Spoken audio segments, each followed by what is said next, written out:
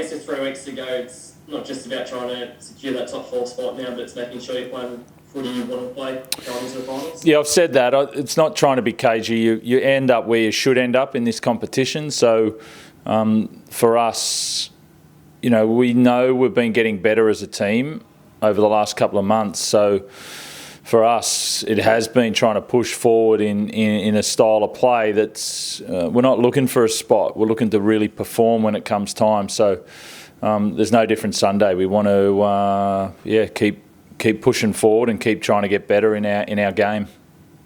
I know you never give up on the season, but 3 months ago, could you have thought that you'd be in a position where you're in, where you're still, playing good footy against the top teams and top 4 spot and being a genuine contender in this final series?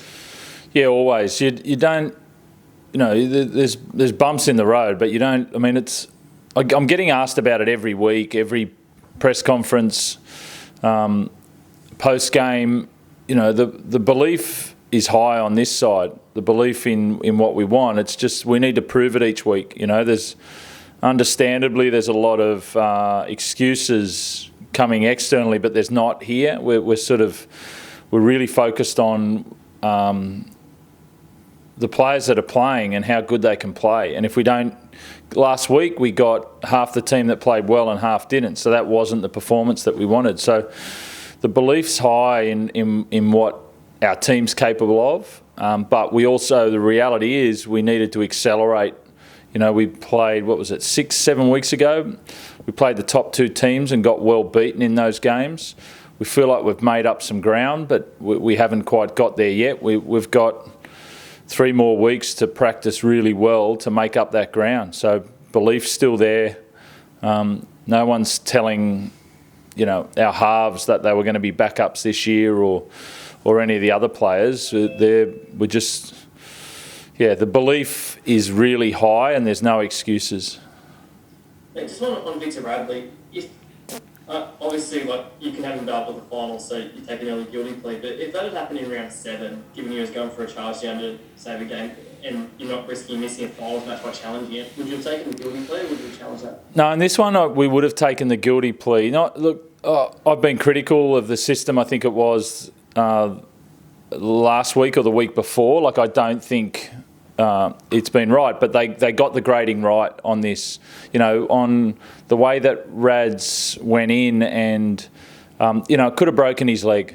Basically, on that shot, it could have broken his leg, and we've seen that cause some serious damage before, and it didn't. He was fine after that. So I feel like the grading was right, and if he missed a week for that would have been fine. I think the discussion hasn't been around whether that should have been. The grading was right from the match review. It's just the amount of loading for what similar offence has Rads had to that. It's not. It's quite a unique one. It's not a trend that's come out, and because of loading, he misses an extra 2 games. I think that's been more the question than the actual grade.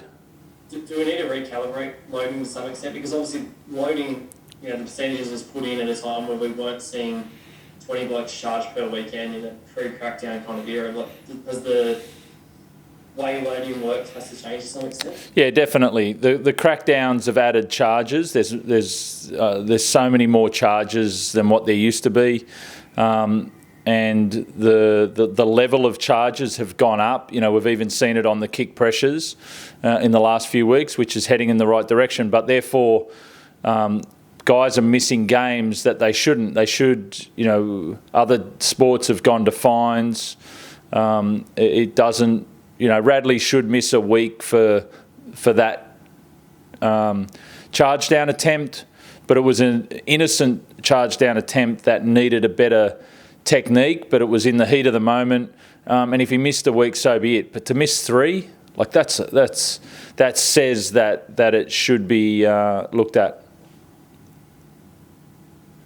Hey Trent, it's Emma Lawrence. How is Victor travelling? Because I imagine, everyone wants to be out there playing, but just because he has missed a bit, how is he travelling? Yeah, Rads is, that hurt him after the weekend because he played such a big game for us, and he's been playing lots of minutes and playing well, and then he feels bad. He feels bad when something like that happens. And he obviously, Brisbane went back in front, and then he obviously knew he was going to get a charge from it.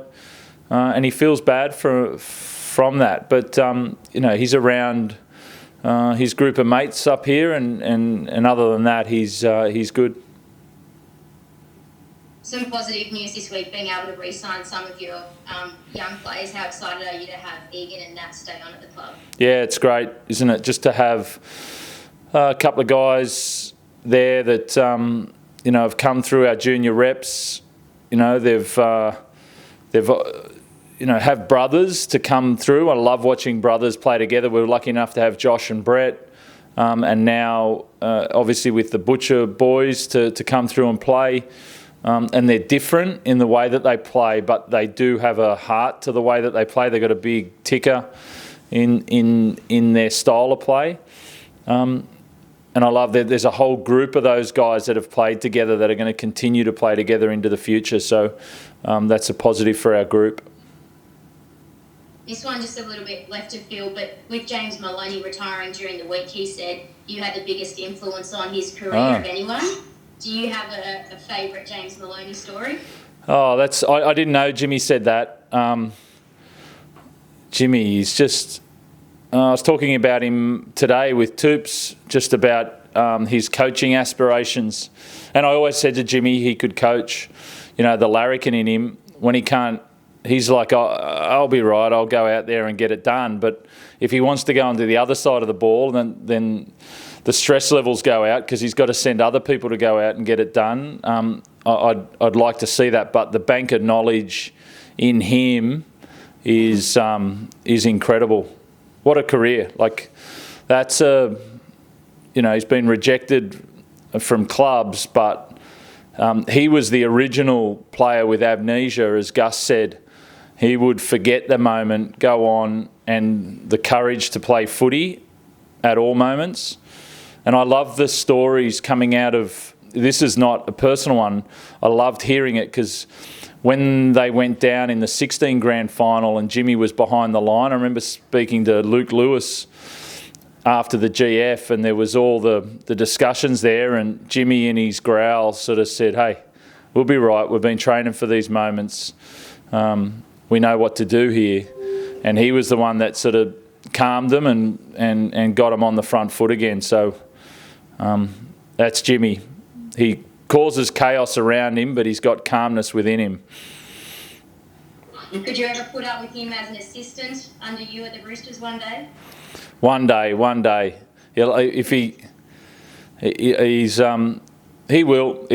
enjoy his time, and at some point he'll start getting on the tools. He's too lazy to get back on the real tools. So.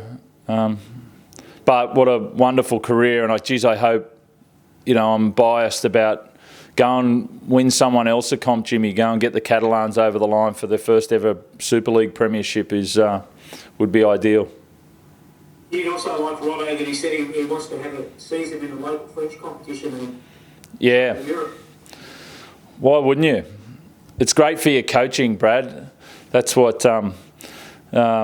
It's just a one... Like, he's obviously... The thing is, we talked about it before he left to go over. He gets to go to the south of France, and then COVID hits. And he's had 2 years, but him and Jess and the kids, they realise they're such a positive crew that it doesn't matter. We'll find a way to enjoy this. And that's what he's done. But it's about time that he gets to really relax, play the weekend footy, invest back in the French comp, but also get the time to relax and, see a less restricted summer and go and visit the countries he wants to visit before he gets back into the serious world if he wants to come back here and coach. Well, he might get an opportunity to coach over there. Yeah, that's what, getting your time to go out there. There'll be certainly captain coaching jobs, or depends where he wants to live. But you've obviously got UTC that are there, and then Pia are no longer there. But I think Lesignan and Limu and Toulouse, and he can go to many different places to go and coach. But wouldn't it be great to have James Maloney in the French comp? We used to have, I remember Jimmy Sedaris and Paul Sirenen and those guys. Craig Field used to come over. The amount of guys that used to go over and play, and they just don't do it anymore, but they're missing out. Yeah. Hey, you mentioned before about the young guys that have come in. You said none of them started the season out thinking they were going to be a backup, but you've had 8 debutants so far this season. Can you? I'm sure that you hadn't expected you to have 8 debutants and they'd be playing such a significant role. No, I didn't think. I thought obviously Sam Walker would start playing. We thought Suwali, but there's a lot of guys there that have sort of come on, and Ben Marshke, the way that Ben Marshke came on and filled in there when Sammy and Freddie were out, and the way that he played. Fletcher Baker, the way that Fletcher Baker's come on, and Egan Butcher, and now they're guys that are playing lots of time. They're not even a thought. Usually you get those guys in and out, but that's not our choice this year. And I love the way that they've come in and played. And it's just been we've learned our lessons there as far as how do you blood players but not drop your quality. It's been trying to get a balance of those, and a lot of that's been due to the fact of the way that Teddy and Isaac Liu and Jarawira Hargraves and those guys have been playing as well. And just the top 3 have broken away, but do you think come the finals can a team like the Roosters match up with those teams? Definitely believe that we can, but I also know we've got to keep going. This isn't just a positive talk. I definitely believe we can, and we have to keep improving each week. We're not going to sit idle and wait for the finals. We need to have a great performance on Sunday. We need to play really well and keep improving, because we're on the way up. We just need to accelerate quicker than the other teams. Cheers, thanks. Trent, you mentioned before the importance of the experience of guys like Jared and Isaac Lee and James Tedesco. So has that become even more valuable given what you guys have been through this year with bringing so many guys who have done so much? Do you lean more heavily on those? Yeah, it's a balance between the two. You always rely on the senior players, but you also don't want it to weigh them down. So that's why the way that, say, Egan and Fletcher Baker have played, if they hadn't came in and done their role so well, it would have put even more weight on Siwa or Isaac Liu or Jared. So those guys, the way that Drew Hutchison's come in and played and been able to allow, Sammy Walker, Sammy Verrills time to develop in the role, or he would have put pressure on Teddy at the back. So it's two. If you're a leader, you've got to understand the position you're in, and you've got to learn to carry that team forward. But 17 guys still play every weekend, and 17 guys need to contribute. And so every player understanding that getting to their best or close to that is really important each week. And you've mentioned a few times how it's time to gear up for the finals and get ready for it. Having those guys who have been there and done that before at that level must be a great benefit to the guys who are playing the first final series. Yeah, I think always the knowledge of comes from the experiences that you've had, and that's a bonus. But there's every year's a different year. So as I said, we've attacked it slightly differently this year, and we'll continue to do that. But yeah, it's they're 3 weeks away. Sunday's just round the corner for us. So I even though we're talking about that, I still want to focus on Sunday's game. One of those experienced players who's been injured but could still come back this year is Josh Morris. Has there been any movement on the club's 17 for next year? No, I haven't talked to Jay about that. It's sort of coming close to that time to discuss that, but we've been focused on getting him back ready to play. That's been the big focus at the moment, is getting that hammy right. And he's getting there. He's getting close, but we haven't talked about next year at all. Thanks, Trent. Yeah, Trent, you've done you've played at a number of venues this year, gone up to North Queensland, Suncorp a couple of times in the Sunshine Coast. This week it's Toowoomba. How are you enjoying that Queensland tour? Yeah, we've got a couple of different trips. We've got another 3 different ways to go before the end of the season. Toowoomba's I've learned a little bit over the last 24 hours on one of the big heartlands of rugby league and one of the sort of legendary areas. Had a lot of Australian players there during the 50s as well. So, we're looking forward to getting up there and taking the game to an area that's loved rugby league for 100 years. So, looking forward to it. I guess, what are some of those signs that you liked from last week, and what are you looking to really put into practice this Sunday?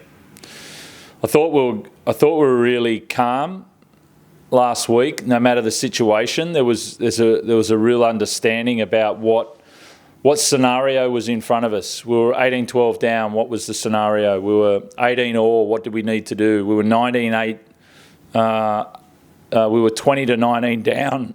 What was needed?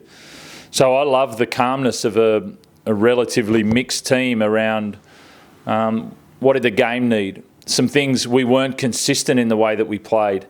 So they were the things I wasn't happy with. There were some things that we needed to do better. We lacked flow in attack and were a little bit disjointed in some defensive movements. So I want to improve that, but also the mental composure that we had, that they are good signs. I just wanted to ask about Connor Watson. Obviously, there's been a lot sort of said this week. I guess for you, how did you sort of have that conversation with him and lure him back to the Roosters? Because obviously, he's got such tight connections in Newcastle and with Kalen as well. Yeah, so, he's, he debuted at the Roosters, came through and, he'd been here for a few years. So that was I think he's talked openly about why he rang. To discuss the Super League. And I love watching Connor play. I love the way that Connor plays. And I think his style of play, he's 25, just turned 25, just had 100 games. He's ripe. He's ready to play. So for me, it was trying to work out how could that fit after we had the conversation. I didn't think, I think as Brad and I sort of discussed, I love Super League and I love what it takes, but it wasn't the time for Connor to go out and play a 14 role in Super League. It was time for him to go and change games regularly in NRL. And I thought, we were only able to do that for 1 year, and then the 2 years sort of came about, and that was it. That was pretty simple. I know it was a tough choice for Connor. He's a loyal guy, which is also why he's coming back, but he's loyal to Newcastle with Kay up there as well and how close they are. But, I'm glad he made the decision. There was no angst there between the clubs about how it was done. It was just a choice of Connor's. I guess for you, Robbo, as well, did you sort of long-term think that you wanted to get him back, or was, that sort of decision come into your mind after he made that call to you? I love watching Connor play. I always have. And then it's hard because you have those players that you've coached before that leave, and you sort of go, look, we let Connor go to go and play 5'8". He had a year to run at the Roosters, and we allowed him to leave because he was going to get the opportunity to go and play 5'8", and so it left on good terms.